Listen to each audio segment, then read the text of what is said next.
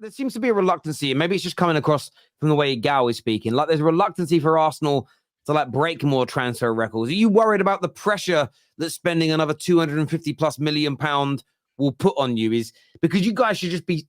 I don't think the money should be a concern for you. It shouldn't be, Terry. At this moment in time, we just made the most money in our club's history based on the Champions League finish and where we finished in the league. I heard it's like a record amount of money made in a single season off of earnings. So I am not surprised if the club spends big. In addition to the fact that we're going to have the sales of potentially Eddie Nketiah, Reece Nelson, the likes of Ramsdale, maybe even Smith-Rowe and the Kieran likes. Tierney, Jesus as well. Yeah, they're all potentially going to be leaving. So with player sales and the money that we earned, there should be no worries about spending. And Terry, the reason why we spent money on like 50 million, 60 million on individual players here and there as we were building is because we had to fix numerous different areas on the pitch. Now that the areas on the pitch are maybe like 3 or 4 areas, we're going to have to spend bigger to get those shiny tools. At this moment in time, we're looking for those final pieces to the puzzle. It's always going to cost more when you're looking for those final pieces. Well, do you actually think that all those players are going to get sold? Because let's be honest here, Arteta gave all those players new contracts. Because a lot of those players have received bids. They receive good bids as well. Eddie Nketiah, 35, 40 million. Crystal Palace, Wolves, and a lot of teams were in for him. Emil Smith-Rowe, 40 million. Aston Villa wanted him. Like, these are players all that had a very good value at one point, and you guys could have made really good money on them if you did sell. But Arsenal chose to keep them. I get this season probably shown that they're not at the level that's required. But that doesn't take away the fact that Arteta has shown his trust in these players previously. So I don't think you could be so sure that so many of them are going to leave. And they're not going to leave at the prices that you guys were previously quoting. Fair enough. Prices, we can speak about that another day. But we know Ramsdale is going to be going, and he has a big market, especially with Newcastle interested in him. We've already seen Ipswich is interested, and they're willing to drop 30 on both Eddie Nketiah and ESR. They're prepared. They're potentially. Yeah, they're potentially prepared. They're potentially prepared. There's a rumor that was going about that Ipswich are prepared to drop 30 million each on Eddie Nketiah and ESR. So that's 60 million. Great business for Arsenal. Right? That would be fantastic business. Then guys, one second. Let me just run through it quick. Right? We already know Cedric is leaving. Nobody's getting a penny for him. Reece Nelson, 50-50, we don't know. Tavares, we're gonna take pennies for Tavares at this point. We bought him for how much? Maybe 7 million, 5 million, who knows? Kieran Tierney, a couple years left on his contract. If we get 10 for him, probably. And then Lokonga, we're definitely not going to get what we paid for him, but 15 million is not out of the realm of possibility, especially how he performed. So somebody's going to potentially buy him off the back of how he performed, bro. Right? When you guys are saying, oh, we're looking for ridiculous prices, I don't think that's unrealistic. Saying 45, 30, 20, 15, this is what we're looking for. And if we can sell 8 players plus the money we have, I'm looking for one of the largest transfer windows in Arsenal Football Club's history. Getting 30 mil from Ipswich for 2 players that's a no 60 million for 2 players. No, I'm 30 mil each from Ipswich is crazy. They don't have money like that. Do you know what's funny? You know that song, what's that song about Nketiah? How did it go again? Oh, your defense is in trouble. Nketiah's in the ring. If they spend 30 million and you've got to change it to your wallet's in trouble, Nketiah's in the room, because that's 30 million. 30 big million. There's going to be a bidding war for Eddie Nketiah this summer. On a real level, see, players like Eddie Nketiah and Smith-Rowe, I think will do quite well in the Premier League at teams like that. And I'll tell you as to why, because they're up against no low blocks. They'll have loads of room. Every time I know Jesse Lingard didn't have a great time at Forest because of injuries. When that man went to West Ham, he looked like a world-class player because suddenly he didn't have 11 men sitting behind the ball against him as Man United invariably faced. And I think Nketiah with an extra couple of yards of space and time, he'll do okay. He'll do well in the Premier League. I just think he just isn't good enough when most teams now sit all their men behind the ball against Arsenal. He just ain't that guy to deliver. But Terry, yeah. Bro, Eddie Nketiah was on loan at Leeds. He couldn't get on. He couldn't get to the pitch. Yeah, but how long ago was that? He's not a good player. Guys, please don't all shout at once. How long ago was that loan? Was it like 3 seasons ago? Two? Yeah, are we talking about Leeds? Yeah, when I he swear it was was longer than that. Yeah, but Bielsa That Leeds loan was 5 years ago. So when he was 19, like I'm not gonna, do you know what I mean? I'm not saying he is gonna be a 25 goal a season striker, but you've got to remember now, top strikers are sold for 150 plus million. So 30 million tells you he ain't that good. Do you know what I mean? Terry, if we get 30 million for him, that's pure profit. If I'm not mistaken, when it comes to sustainability, that would account for 90 million on the bank for Arsenal. So I'm okay with whatever we sell him for. But Fulham are interested in him. Crystal Palace are interested in him. You got Ipswich not interested in him. Guys, if he's in the Premier League next year, don't be surprised if he bags 15 plus goals for one of these teams down lower. What did you sell Balogun Don't be for? surprised. Spurs better buy him then. Spurs better buy him 15 goals. We've seen what Dominic Solanke is doing this season. I wouldn't be surprised if we see the same kind of output from Eddie Nketiah in a couple of years' time. I'd back this guy. You guys are going to get like 10 million for Eddie Nketiah. I don't think that many teams are going to be really fighting for Eddie Nketiah's services. Bro, with 3 or 4 clubs interested in him, there's no way we're getting him 10 million. It's going to be around 25 mil. I do agree. He rejected 25 million already. I give you 20. You're getting like 18 million tops. And plus, Arsenal aren't that good of a selling club anyways. But Arsenal aren't that good of a selling club to begin with. Guess what? As your team gets better, you get better at selling players because now more people want your scraps.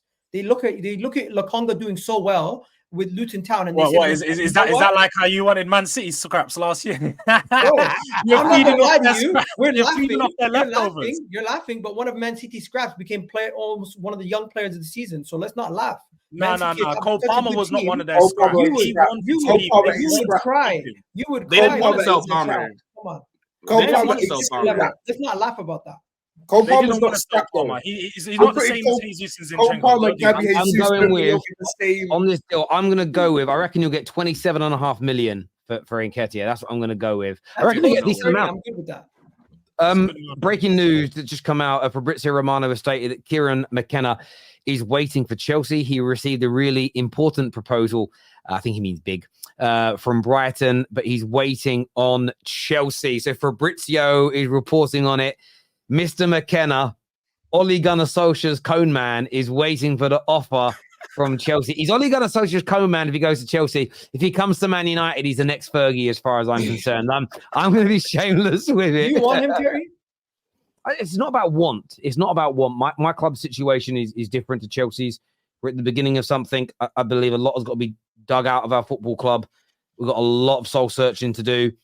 I'm not against it. I think he could be quite good for us early on in terms of what we've got to do.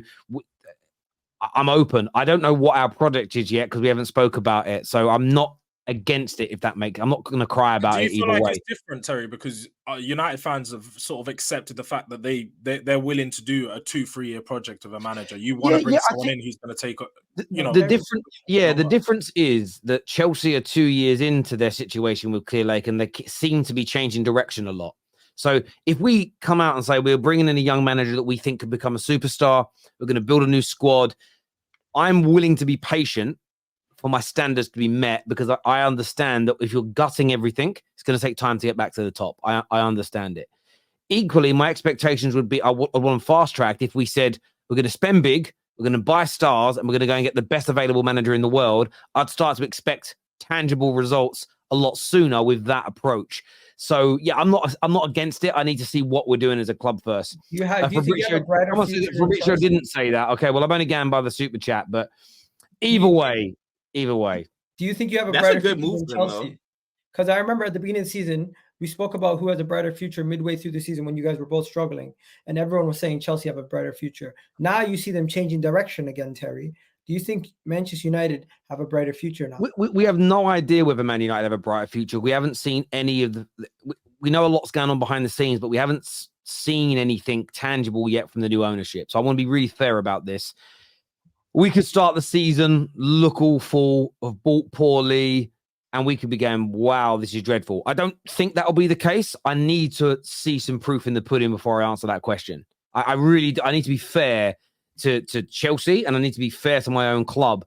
My hope is that they instill some instant standards. The culture starts to improve. I hope the players come back from pre-season that are staying and they go, wow, it feels a little different around here. That is what I'm hoping for. Is what should happen. And if that is the case, then we're in a good position. Man United spend money we spend the money that the best teams spend, but we've never spent it correctly. You know, I always view it this way. You know, there's two bad things you can do to your kids. You can starve them. You can also pump them full of poison like Burger King, McDonald's, and KFC. And that's what my club has done. We haven't starved our kids. We've just pumped them full of fat and grease and crap for a decade. We've not spent the money correctly. And if as long as we get that right, as long as we spend right, I'm sure we'll be able to get back to some sort of level of quality. It's really, really important. This here says 2 Arsenal ex-players in the Euro final. Where's Arsenal? We live rent-free in everybody's head. We didn't even play yesterday. We were trending. I did see that, to be fair. Less banter, more discussion, please, panel. Come on, you gooners. I think I have a little bit of banter. This is to Will. It says, Will, FFP is like a credit card limit. Imagine you had a credit card with unlimited credit. You'd spend till you went bankrupt, until you bankrupt your whole family. That's why FFP exists. Yeah, see, I wouldn't because I'm not an idiot. But if somebody else did, then that's their problem. That's their mistake. But the billionaires you're advocating for running the clubs, they might make those mistakes. How is that fair on the fans of the clubs? I mean, it's not, but life's not fair, Terry. You know, it happens. So you protect it. So you put protection in place, bruv. Come on. Now, look, all that I'm saying is I just think smaller teams, if they have a billionaire owner, they should be able to spend more money than what they bring in, or maybe even let them do that for like only a little period of time, just so that they don't go too crazy. I think they can definitely. I think they can reform it. Yeah. I think reform is definitely needed. I agree with that. Victor Gyökeres did smash it in the championship as well with defenders that puts decent pressure on. So he's at least a bit known to football in England. He could be a good shout. That is true. Gyökeres did play here. He came through Brighton's academy, I think. So he has had some experience in the UK, which helps. Isak goes to Arsenal. Gyökeres goes to Newcastle. Who would you rather from Newcastle? If you could only get one of the two, Bruno Guimaraes or Alexander Isak? Alexander Isak, because I feel like we could still go get a midfielder for a similar price that's much or in and around the same bracket. But Isak, I think, is probably one of the cream of the crop out there as young strikers. Don't forget how young this guy is also. So, yeah. For me, our best signing of the summer should be Ollie Watkins. That's from an Arsenal fan. Yeah, I think he's a very good player. Ivan Toney is a cheat. I don't want him. What would he cheat at? It matters. He didn't cheat. He's saying the gambling. But that's not cheating. I don't know. That's probably what he's talking about. He never. Yeah. He bet in fighting what he did illegal. He bet on his own team to win. Like you're never going to match fix if you're betting to win. Like it's against the rules, but he bet to win, so it's not cheating. In fact, it might make him play harder. Do you know what I mean? Fighters are allowed to do it. You're allowed to bet as much as you want on yourself to win a fight. So I don't personally see the issue with that.